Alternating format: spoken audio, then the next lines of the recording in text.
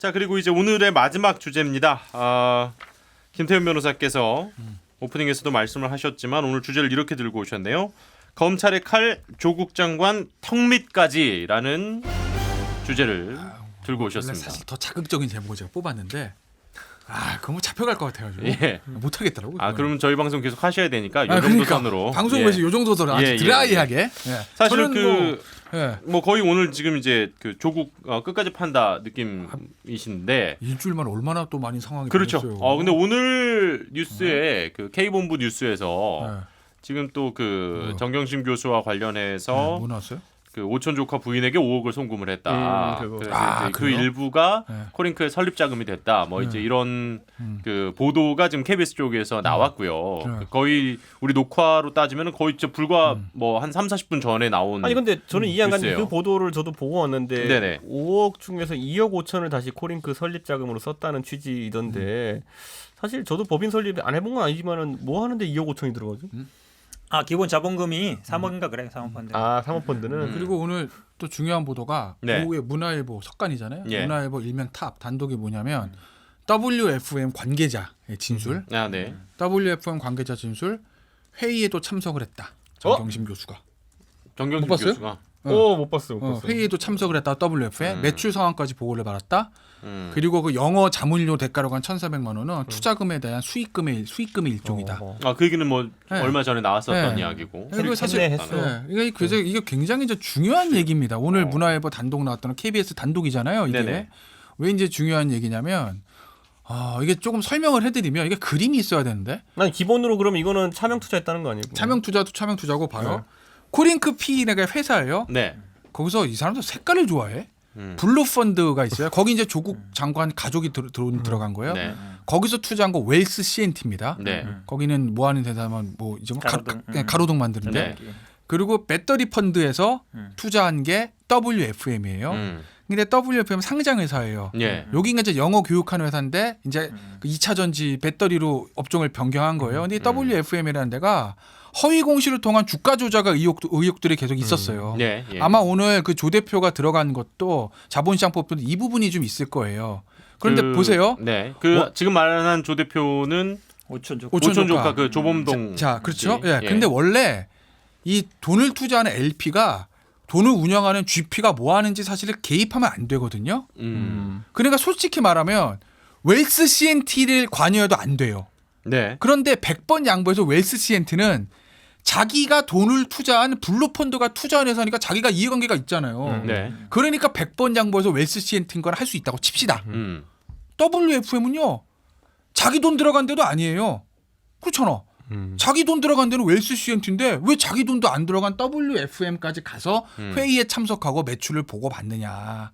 이건 코링크 P의 전반적인 사업 계획을 조 대표가 네. 조모 대표가 사전에 정 교수에게 브리핑하고 큰 틀을 그랜드 플랜을 가지고 들어갔을 가능성이 농후하다.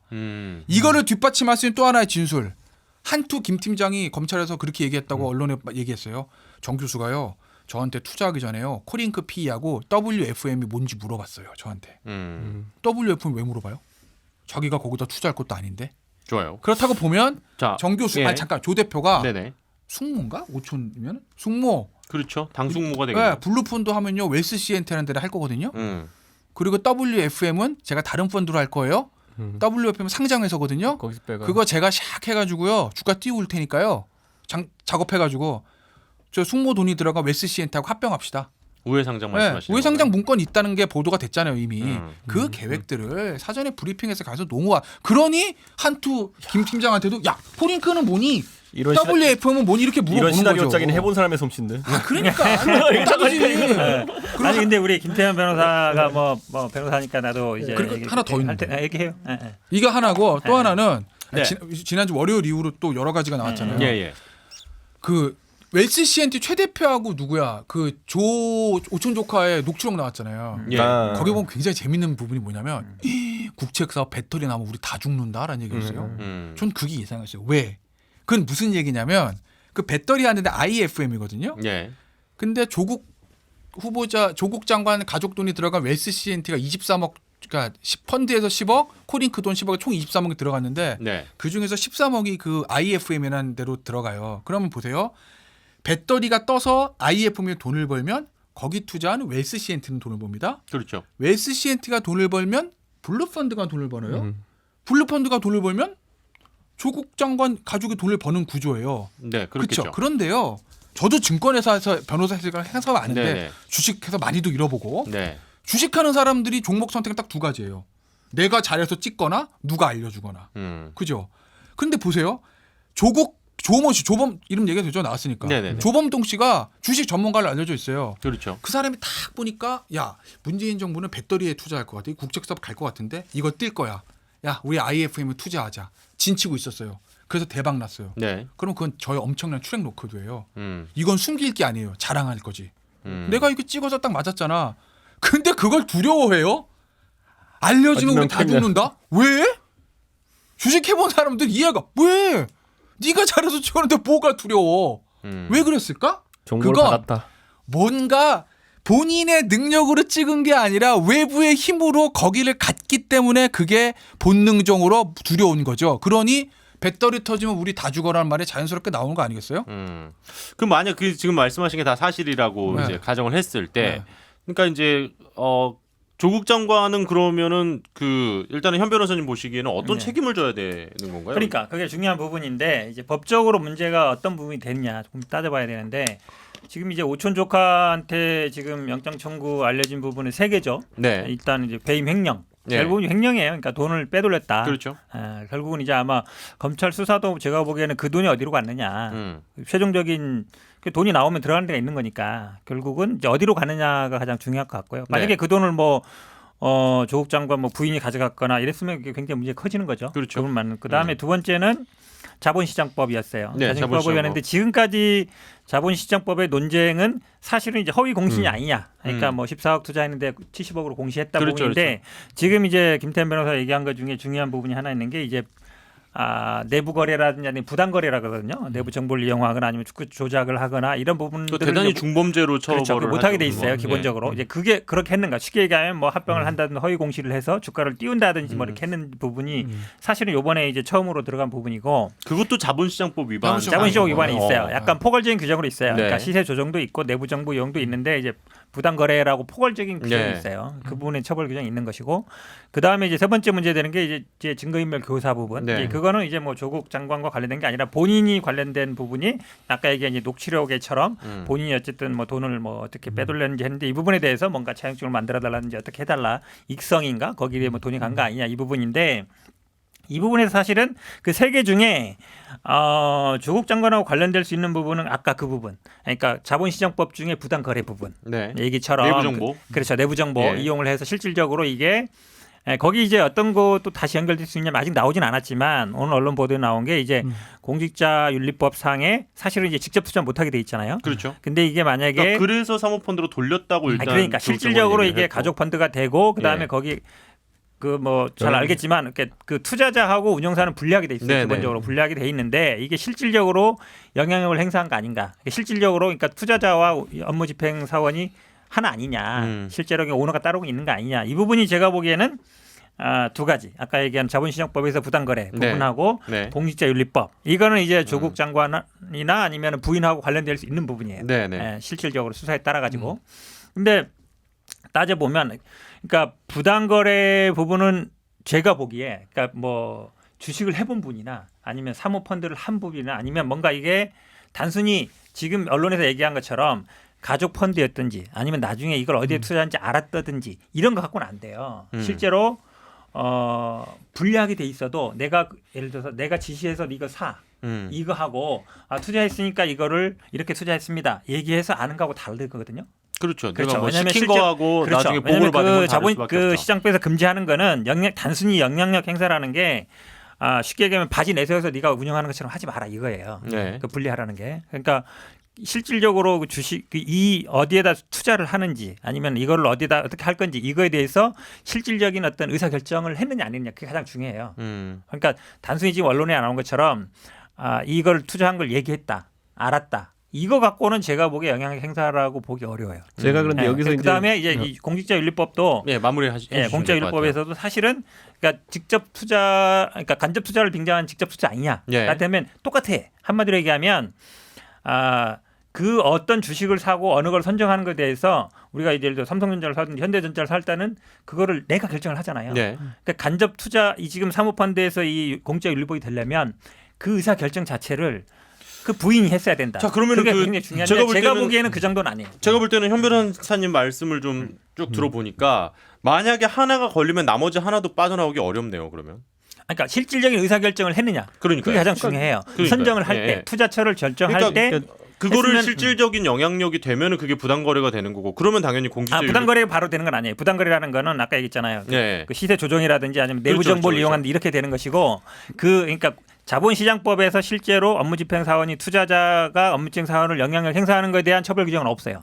저는 근데 이거 거기에 처벌 규정은 없고 거기는 이제 말씀처럼 공직자윤리법상에 이게 실질적으로 직접 투자를 약간 우회하는 거 아니냐 그 부분은 이제 약간 문제가 될 수는 있는데 그럼 그 증거를 관계자들의 증언으로만 찾는 거예요? 지금 저기 현재? 아니죠. 근데 이거를 지금 예. 그러니까 우리가 정치적인 사안으로 바라봐야 된다고 보는 것이 예, 저는 예. 지금 현 변호사가 말한 부분처럼 혐의를 구체적으로 성립시키기 어려운 부분들도 있을 거예요. 사실 검찰 입장에서. 그러니까 저는 일단 그 증언 외에 지금 딱히 찾을 수 아니 있는 근데 게 저는 많- 거기서 이를 봤을 예. 때 자 그럼 정치적으로 조국 장관에 대한 어떤 판단을 대통령이 내려야 될 텐데 그것은 기소로 성립되느냐 아니면은 법원의 뭐 1심 판결로 성립되느냐 봤을 때 저는 총선을 앞둔 입장에서 기소로 성립된다고 좀 봐요. 보면은 기소가 되는 순간에 대통령은 고독한 결단을 내려야 됩니다. 왜냐하면 지금 만약에 이런 사안들 우리 뭐 국정농단 재판 때도 봤지만은 재판으로선 끌고 가게 되면요 총선 전에 1심이 안 나올 가능성이 농후하고요. 그렇죠. 뭐 나온다 해도 총선에 걸려버리는 수도 생겨요. 네. 그러니까 저는 이런 사안을 끌고 갈 수 없을 것이다. 그렇기 때문에 지금 검찰이 하는 역할 중에서 정치권에 관심 가지는 부분은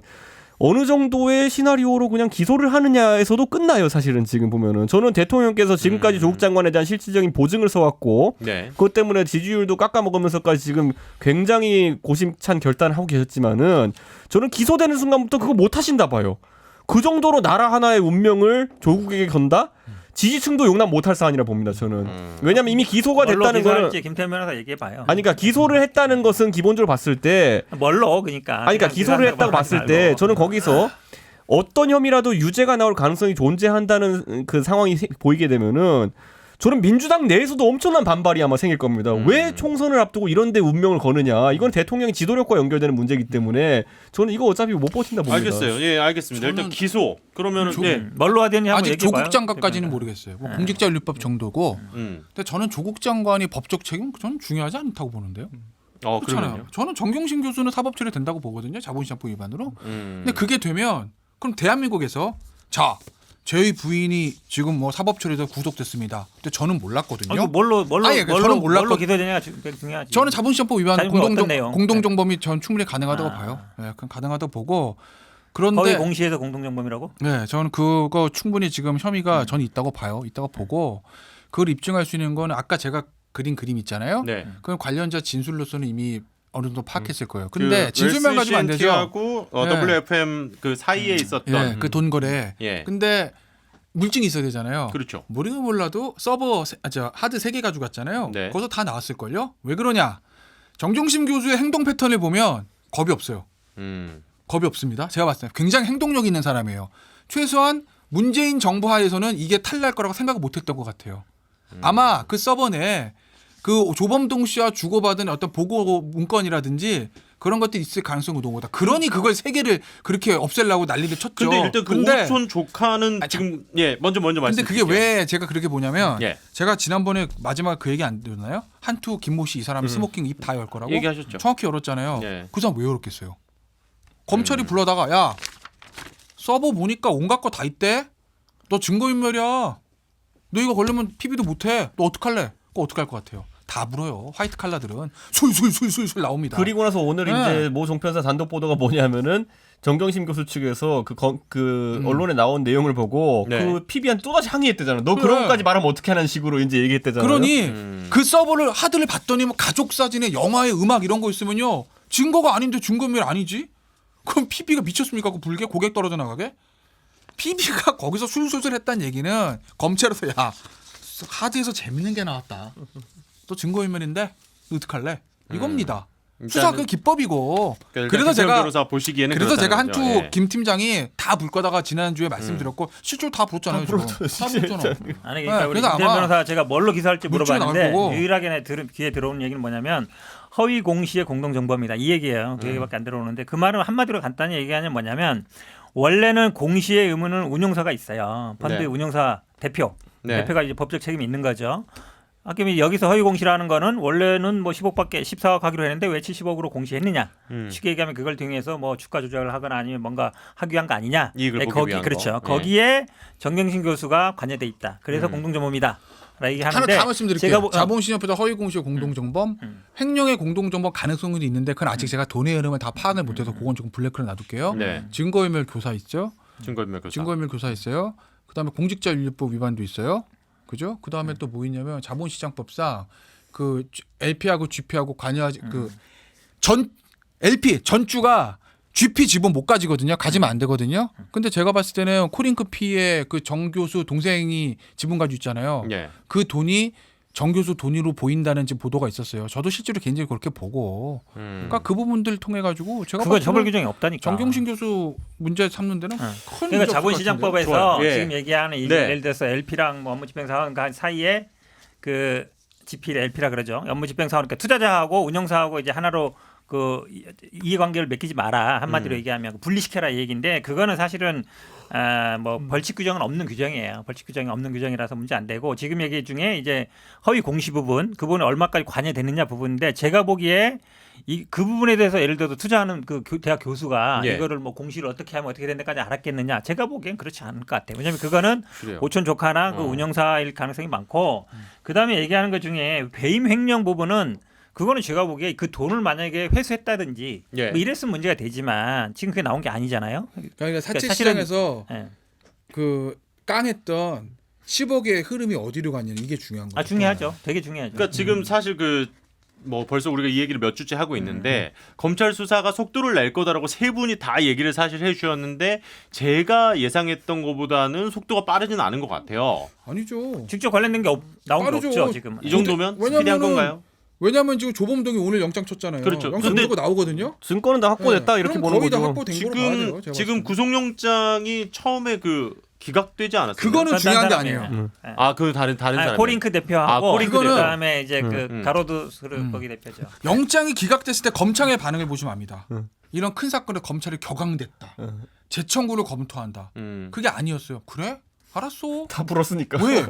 영장 기각 사유에 범죄 사실 소명됐고 이 사람들 다 불었고 수사 협조하는데 얘네들은 종범이야. 새끼야. 주범은 조범동이다. 보스를 잡아야지 이거거든요. 불쌍하잖아 걔네들. 보스가 시킨 대로는 이거예요. 그러면 그거로 이미 법원 판단을 검찰은 받았다고 본 거죠. 그러면은 보스 들어왔잖아요. 조범동이. 오늘 영장 지금 실질 올해 아마 영장 나올 거야 안 나올 재간이 없어. 거기다가 도주에 증거인멸에 어떻게 안 나와 영장이. 그러면 일단은 그 오촌 네. 동생, 네. 오촌 조카죠. 오촌 네. 조카의 구속영장 내용, 구속영장이 집행되는지 일단 기각되는지도 한번 관심 저는 있게 이거 봐야 근데 돼요. 제가 보기에는 뭐 발부될 가능성 많아요. 네. 근데 그리고 이것도 중요한 게 봤으면 좋겠는 게 사실 지난번에 이 혐의가 누구랑 똑같았냐면 지금 코링크 이 대표랑 똑같은 거예요. 세 가지. 아까 얘기한 자본시장법 위반, 네네네. 그다음에 배임 횡령, 증거인멸 교사. 증거인멸 교사 세 개 똑같은데 그 내용 중에 그러니까 조국 장관과 관련된 문제는 없어요, 사실은. 그러니까 조국 장관이 가장 중요한 문제는 뭐였냐면 단순히 뭐 가족 펀드냐 관여냐 이런 게 아니에요. 그거는 사실은 형사처벌 문제는 아니고 형사처벌에 가장 가까운 거는 관급 공사에 관여했느냐, 영향력을 행사했느냐, 직권남용이냐 이런 네. 부분이에요. 그 다음에 약간 부차적인 게 있다면 이제 공직자윤리법 위반 부분, 그러니까 직접 투자 아니냐, 간접 투자가 아니라 이 부분인데 그 부분, 그러니까 사실은 상식적으로 생각하기에 이게 만약에 관급 경사의 영향력을 행사하나 가려면 지자체 같은데 대대적으로 수사가 이루어져야 돼요. 예. 왜냐면 어차피 여기 왜 공사를 줬느냐. 근데 지금 그 누구죠? 그 가로등 업체 그 최 대표 얘기도 들어보면 예.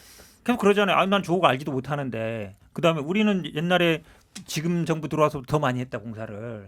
이런 얘기가 나오거든요. 그다음에 두 분의 녹취록 계속 얘기도 하지만 녹취록 얘기의 핵심적인 내용이 뭐냐면 그 돈을 어떻게 했느냐. 그 부분이에요. 네. 그 돈을 어떻게 했냐 이렇게 간 거 저렇게 해달라. 왜냐면 이분들이 가장 큰 지금 관심사나 아니면 죄 부분들은 배임 횡령 부분이에요. 한마디로 얘기하면 이 돈을 어떻게 썼느냐. 그 투자 반도를 어떻게 했느냐. 이 부분에 사실은 지금까지 나온 영장 청구 내용이라든지 지금 오촌조카도 마찬가지예요. 제가 보기에 뭐 직권남용 부분이라든지 아니면 뭐 공짜윤리법이라든지 아니면 이 돈에 대해서 지금 얘기처럼 이 돈의 뭐 횡령의 뭐 공동 정범의 문제라든지 이런 건 제가 보기에 없어요. 한마디로 얘기하면 개인적인 어떤 개인적인 비리라든지 개인 문제에 대한 것이지 조국 장관과 연기시킬 거는 지금 없다라고. 그러니까 일단은 그 오촌 조카라든지 뭐 이런 문제는 분명히 있을 수 있겠지만 조국 장관은 큰 연관이 없다고 일단 현근택 변호사는 생각을 하시는 것 같고 저는 제가 이준석 위원 계속 말씀 못 하셔서 짧게 듣고 제가 김태현 변호사님 얘기도 듣고 이제 마무리를 슬슬 할게요. 예. 저는 어쨌든 추석 때 이제 많은 이제 시민들이 관심 가졌던 거는 오촌 조카의 귀국 의도가 뭐냐라는 거였거든요. 그 두 가지 설이죠. 다 짜고 들어왔다. 시나리오 만들고 왔다라는 거랑 두 번째는 회유회에서 왔다 검찰에서. 그러니까 사실상 박예닝을 했다라는 것인데 저는 지금 시점에 우리가 한번 그러면 3년 전으로 시계를 돌려봤을 때 정유라 왜 왔냐? 네. 그때 많은 사람이 다 짰다 이런 얘기도 했지만은 실제로는 어느 정도 박예닝이었어요. 어느 정도는 그걸 낚여서 들어온 측면도 강했고 그때도 보면 정유라 무슨 뭐 도피 자금이 50억이라느니 뭐 몇 년을 떠돌 수 있다는 이런 얘기 나왔지만 그냥 들어왔잖아요 보면은. 예. 지금 조범동 씨도 그렇고 이 해외로 갔던 사람들 도피 자금만 20억에서 10억까지 만들었다고 이제 처음에 얘기 나왔었는데 들어오잖아요. 저는 이 시나리오가 뭔가에 달려 있다 봐요 보면은. 저는 지금 뭐 정경심 교수가 분명히 나중에 문제될 수 있는 상황 속에서 과연 시나리오를 짰을까 이 상황에 대해서 아니면 그 안에 뭐 그런 상황보다는 저는 박예닝이 되게 세게 작용했을 거다 이렇게 봐요 저는. 그래서 와서 생각보다 조국 후보자 조국 장관 쪽에 유리한 쪽으로 이게 수사가 진행될까 저는 그럴 가능성은 별로 없다 이렇게 봅니다. 마무리 발언 해주시죠. 조국 장관의 법적 책임을 지느냐? 저는 그건 일도 안 중요하다. 정경심 교수만 법적 책임을 지면 된다. 왜? 정치적인 사안인데 대한민국 사회에서 네. 장관이 법무부 장관이 본인의 와이프가 본인이 연관돼 있을지도 모르는 의혹으로 사법 처리됐는데 전 몰랐고요. 이번에 잘 알았어요. 저희 마누라 나쁜 사람이었대요. 법적 처벌을 받을 겁니다. 저는 몰랐으니까 법적 책임이 없으니까 저 장관 계속 할게요. 이게 먹힐까? 그리고 사법개혁하겠습니다. 이게 먹힐까요? 안 먹힙니다. 그 정도면 대통령이 정리할 수밖에 없어요. 그러니까 조국 장관의 뭐 사법 처리는 저는 관심 받게요. 그건 뭐 상관없다. 그리고 솔직히 말하면 지금 아직까지 나와 있는 걸 봐서 이게 사실은 조범동 타고 정경심 타고 조국 이렇게 가는 거거든요. 아직 네. 조범동에서 정경심 여기 고리지 정경심에서 조국까지 가는 고리 아직은 안 나왔어요. 저 나름대로 추측하는 건 있는데 그건 아직 언론 보도 근거가 없어. 제가 위험해서 말씀을 못 드리겠고. 알겠습니다. 그러면 저는 조국 장관까지는 일도 안 중요하다. 아니 그러니까 일단은- 제가 아까 정치적인 사안 얘기했는데 저는 그러니까 이제 출마 예정자인 현근택 그 위원장한테 물어보고 싶은 게 아직 위원장 못했어요. 그러니까 현근택 전 부대변인한테 물어보고 싶은 게 예. 기소됐어요. 예. 그럼 이 상황에서 본인이 그냥 정무적 판단을 하거나 정무적 제안할 수 있는 위치라면은 조국 그럴 장관을 유임시키라고 위치에 하겠어요? 없습니다. 아니 예를 들어 유임시키라고 하겠어요 그 상황에서? 자 본인이 출마했어. 근데 이 근데 폭탄을 이제 안고서 자꾸 어쩔 이제 거냐? 기소된다는 걸 전제로 얘기하는데 제가 보기에 지금까지 나온 걸로는 이제 아니 예를 들어 정경심- 예. 가족 기소했다. 아니 그거는 이제 뭐 그 전제로 얘기하지 마시고 왜냐면 지금 얘기 나온 거지 아마 김태현 변호사가 몇 개 짚은 건 있어요. 오늘 아까 이제 공짜윤리법 예. 부분하고 이제 자본시장법 중에 나도 그 생각을 못 해봤는데 허위 공시 공동정범이나 아니면 이제 내부자 부당거래, 정보, 내부자 정보, 부당거래 오늘 부분. WFM에서 그러니까 회의했다니까. 부당거래 부분이 아니 단순히 이제 회의한다는 게 근데 그게 알겠어요. 서버에 보면 자, 하도 자. 있다니까. 자, 그거는 뭐 그거는 추측이고 제가 볼 때는 추측이고. 다음 주 또 우리 만날 때쯤이면 뭔가 하나 더 뭐 나오든 아니면 그게 의혹이었던 걸로 나오든 뭐 이렇게 나올 것 같아요. 그때는 이미 소환 조사했겠죠 정경심. 근데 자본시장법이요. 네. 이렇게 사실은 굉장히 처벌 규정이 굉장히 많긴 한데 굉장히 복잡해요. 규정이 많은데 지금까지 나온 얘기 예를 들어서 가족 펀드니 뭐 투자자를 알았느니 아니면 이거를 뭐 어떻게 했니 이런 거 갖고는 사실은 크지 않아요. 가장 큰 거는 그러면 내부 제가 거래나 이런 부분인데 오케이, 허위 알겠습니다. 뭐 공시라든지 예, 예. 이런 부분 제가 보기에는 일단은 아직은 그거는 아닙니다. 지금 이제 계속 나눴던 이야기가 다시 나오는 것 같아서 마무리를 이제 해야 되기 때문에 그거 말씀 이제 두 분은 제가 들은 것 같고 특히 이제 정경심 교수의 이런 기소와 관련된 그러니까 아내의 사법 문제가 걸려 있을 때 그러니까 그런 부분들의 정치적인 되게 리스크에 대해서 두 분 다 얘기를 해주셨고요. 그 현근택 변호사께서 보시기에는 이 사건 그러니까 현재 지금 진행되고 있는 이 흐름들이 아까 조국 장관은 문제가 없을 것이다는 왜냐하면 두 분이 다 큰 문제가 없을 확률이 높다고 다 동의를 하셨기 때문에 저 언제 그 그랬어요? 아직 모른다. 지금 상황에서 그렇다는 예, 거지. 예, 예, 그건 예. 뭐 봐야죠. 자, 근데 네. 근데 이제 만약에 아내 문제라면은 이것도 사실 그 정치적으로 쉬운 문제는 아니니까. 문제될 수 있죠. 문제될 수 있는데, 그러니까 네. 근데 이제 경중은 있어요. 예를 들어 지금 모든 언론이나 뭐 검찰이 가장 관심을 가는 돈 문제, 네. 이 돈이 과연 어디로 가느냐. 그게 예를 들어서 정경심 교수가 빌려주고 나중에 다른 방식으로 받았다. 이러면 그게 문제가 되죠. 네. 그런 게 아니라 예를 들어서 지금 얘기 나오는 것처럼 뭐 가족 펀드라든지 아니면 뭐 그 투자 하는데 어딘지 나중에 알았다. 이런 거는 제가 보기에 기소될 가능성이 별로 없어요. 그런 아니, 부분은. 근데 저는 그렇게 이거 본다 그러면 있어요. 제가 보기에는 뭐 제가 아니 그런 이거 제가 문제는 한번 아닐 것 물어볼게요. 같아요. 저 집에 아무리 알고 지낸 PB라 하더라도 와가지고 갑자기 누가 하드를 갈고 있어요. 그걸 목격했어요. 그러면 그거 이상하게 생각해야 되는 거 아닙니까? 아니 그 갈아준 거를 뭐 봤다 그러는데 그건 아니고 오는 걸 봤다는 거죠. 그러니까요. 근데 아. 어쨌든 그 사실을 알고 있다는 것만으로 알고 있는 게 지금- 죄가 돼요? 알고 있는 건 죄가 돼요? 제가 볼 때는 그러니까 다음 주 우리가 만났을 때 그 사이에 분명히 기소라는 지금 단어에 상당히 다들 네. 중요하게 기소라기보다는 지금 이제 뭐 소환 조사라든지 네. 이런 문제가 되는 근데 소환 조사 일정은 조금 밀릴 수도 있겠다. 뭐 입원했다며요 지금. 병원. 네, 근데 어디인지 어디가 아파서 갑자기 입원했는지 모르겠는데 아마 변호인들 통해서 지금 소환 조사 일정 조율할 수도 있어요. 내일부터. 조범동 씨가 이제 저 구속되고 나면 검찰 네. 입장에서 소환 정리하고 그 조범동 추가 조사한 다음에 저 소환 일정을 좀 조율하겠죠. 이 얘기는 다음 주에 마저 하도록 하겠습니다. 아니 뭐, 이거 뭐 앞으로 몇 번 더 해야 돼요. 그러니까요. 아, 예. 갈 길 멀다. 한 세 달. 아, 재밌다. 어쨌든 정말 이 전국이 쉽게 풀리지는 않고 네. 있습니다. 어쨌든 상당히 점점 더 복잡해지고 있고 그리고 김태현 변호사님이 예전에 그 예상하신 것처럼 지금 그 특히 이제 소환 조사가 이제 본격적으로 시작이 되면서 여러 가지 이야기들이 나오고 있는데 아직까지는 이제 의혹들이 더 많은 상황이니까 검찰 수사와 그리고 중간 결과들을 계속 보면서 다음 주에도 이 얘기를 분명히 들고 오실 거기 때문에 다음 주에도 짚어보도록 하겠습니다. 오늘 역시 이 주제가 나오니까 예상보다는 상당히 좀 많이 길어지긴 했는데 그럼에도 오늘 여러 가지 세 가지 이슈에 대해서 또 6회, 3회 통쾌한 세 분과 이야기 나눠봤습니다. 수고 많으셨고요. 우리 다음 주에 또 뵙겠습니다. 고생하셨습니다. 네, 고맙습니다. 네. 고맙습니다. 아유 오늘 멘트 맞겠네. 다음 주에 뵙겠습니다. 이제는 좀 그런 자신감은 있죠. 예.